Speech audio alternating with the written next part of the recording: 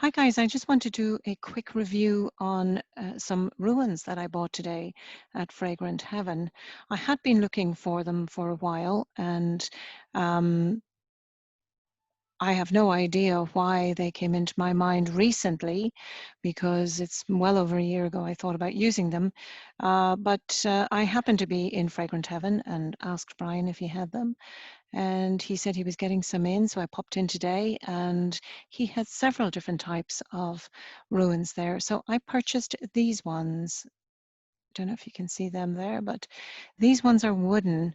Now he does gemstones also with the symbols on them. They're a little bit like hieroglyphs, but for whatever reason, I just felt a little bit more connected with the wood, even though they came in this box and they were covered in plastic. Now, I've since taken the plastic off, but I hadn't taken the plastic off and looked at them in the shop. I was just taking a chance, intuitively felt that, the wood was going to be the thing that was going to work for me. So I'm just going to have a look at them now. So I'm going to put the camera on them here so you can see them. So this is the box that they came in, and look at this. Oh, already I'm just loving them. Okay, they come in a bag, a black bag. And the black bag is beautiful. It feels lovely. It's got a nice texture. It's velvet, it's sort of a velvety feel, very smooth, and it's got this ore for ruins on the front. And I like the red, actually. The red is very grounded. So I'm liking the look of the bag, the feel of the bag. And inside, let's take this out of the way just for the moment. Inside we have the bag of ruins. So let's see what they look like. They're gorgeous. Oh yes, they're gorgeous. Now they're very natural, very organic looking, and just looking at them here, they almost look like the symbols have been burnt onto them. Can you see that there? Yeah, yeah, yeah. They're really lovely, really lovely. And I have a small table I'm working off here, so I wanted something that was going to not that was going to be easy to work with on a small table. So I sort of felt that the stones, the gemstones would have been heavy, and when I dropped them that they may have kind of gone all over the table, but these are nice and light. Now they recommend that you use a white cloth.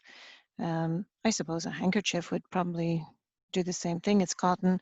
It's a pure organic cloth, and it's easy enough to clean, and you could take that with you and easily put that into your bag. But you put them into your hands, and they're supposed to fit in the two hands. So let's see how they fit. Yes, they fit. They feel gorgeous. I feel like I've always used them. So, and you kind of move them around a little bit and put your own energy on them. And in effect, I suppose you're really working like a conduit. You're not sharing these with anybody. You're not actually allowing anybody else to touch them. So after, putting your energy on them, you can just drop them, and some will drop with a face up and some will drop the face down. Make sure none of them fall away, and make sure you have 25. There should be 25. And I can see here that some of these are just blanks. Some of these are on their side. When there's sometimes on the side, can suggest blocks in that particular area. And when they're upright like that, you would read the ones that are upright, and they'll give some information about the situation that you're inquiring about. Now, they are to be used for divination. They're not, there are games you can play with them. When I'm using anything like this, I just think you should have fun with them, but they should be respected also. So although they do refer to the alphabet, all the letters of the alphabet, I wouldn't try using them in any negative way. There's a little book comes with them, this beautiful little book, and the symbols are on the back of the book. So you can see the letter, the number, and the name of each symbol. And then on the inside, they start there with number 1, and they give you the details. Now, I'm not sure where that's going just right now, but it gives you a little bit of information about each one. So I'm just going to test one out here. So we have some cards that I prepared earlier because I've been looking at a video online about how to learn them and how to memorize the symbols. So they suggest making these little cards. So I've made little cards with the symbol on them, and on the back then I have just a few little notes on what they mean. And this is helping me to learn them, because when you write, there's something happens between the brain and the hand when you write that embeds in the memory much better. So this one from the video suggests that it relates to finance and self-worth and the value of the self, and the value you place on things. And in the book here, it says that it is to do with trust, recovery, gain, trade, offspring, and many other things. But gain and trade is certainly in there. So monetary value is something that is considered. It's also evolutionary, so it's to do with your growth. So all of these are really to do with your growth. They're about guidance. They're about bringing some information to a situation that you're inquiring about, but it's always for your better good. And it should always be that way. And anybody giving you any other kind of reading where you leave in a fearful state is not doing the job properly. So they're wonderful. I really think they're great, and it's great that it comes with this little book. Now, when I was doing my homework, I did purchase this book, if you can see that. That book by Lisa Peschel is a fantastic book. It's a practical guide to using the ruins. Now, it is, as it says, practical. It doesn't give you a whole lot of history. There are a lot of do's and don'ts, and there's lots of tips on how to do them, and all the different things that you can get from them. But I thoroughly recommend this book. She does also give recommendations for other books, and the other books are a bit more concerned with the history of ruins.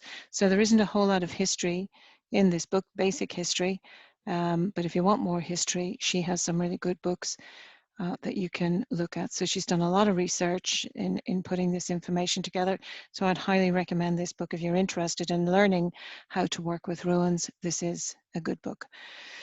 So this has been great, and the video was great, and the fact that I now have the ruins to work with. You can make your own ruins, and she actually talks about how you can make them yourself. That's up to you if you want to make them. I wanted to just get stuck in, didn't want to get caught up with the making, but I will have to try and imprint them with my own energy. So what they suggest is that you wear the bag of ruins, so you would put them in a pocket or tie them to your jeans or put them in your handbag, but keep them with you so that your energy is imprinted on them. And as I say, like, you are acting as a conduit, and you are sharing information that's beneficial to yourself and other people. So you don't actually let other people touch them.